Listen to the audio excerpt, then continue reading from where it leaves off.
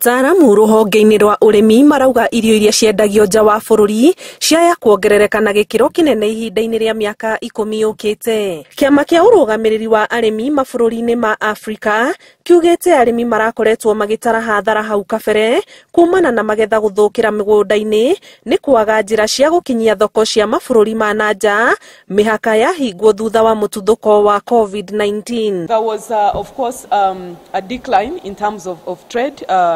Farmers could not move products from the farms to the markets, but also market actors could not collect produce, from the farms to the markets.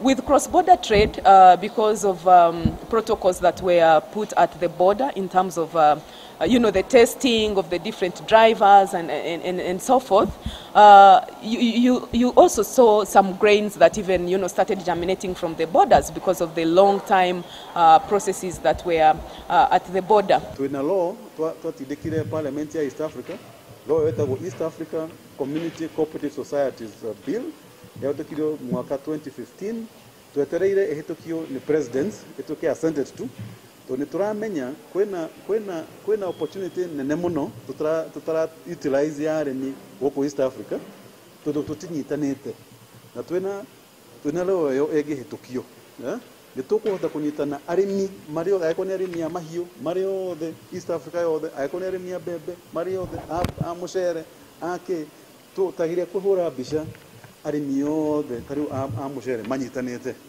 nitukuruta mucere kwa Pakistan asha tudurere kwena mucere Tanzania mucere ukoragwo Uganda we Congo twina mucere guku. Thirikari ihoceirio murigo ni kiama giki wa gutigirira arimi ni mathukirwo indo cia kumateithiriria kumahura njeki igithingatwo ati arimi makoretwo magiteta ni thogora wa irio cia mahiu na indo cia kurima ta fertilizer kugia goro. For example, the crop sector, farmers needed seed, they needed inputs, to be able to produce, but also they needed to move whatever they had produced to the markets.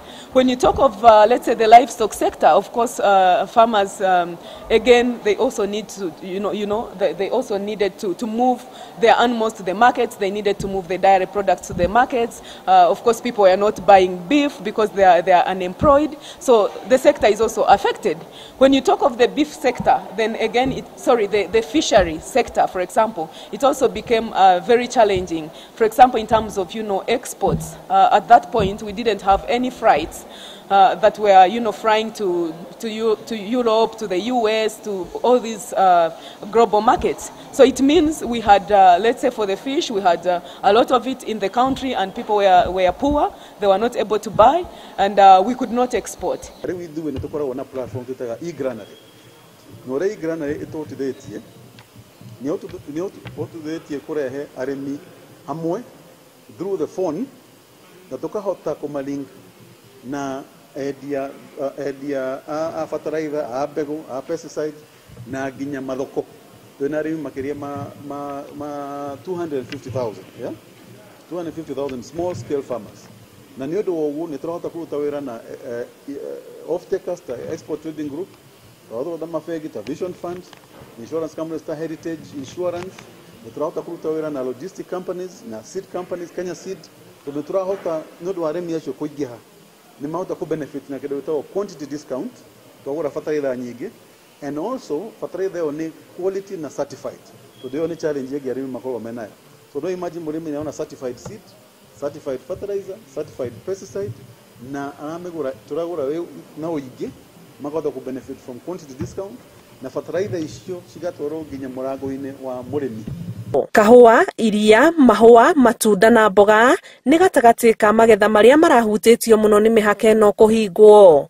Kiribotera Inooro TV, njitagwo Ani Ngigĩ wa Nyamu.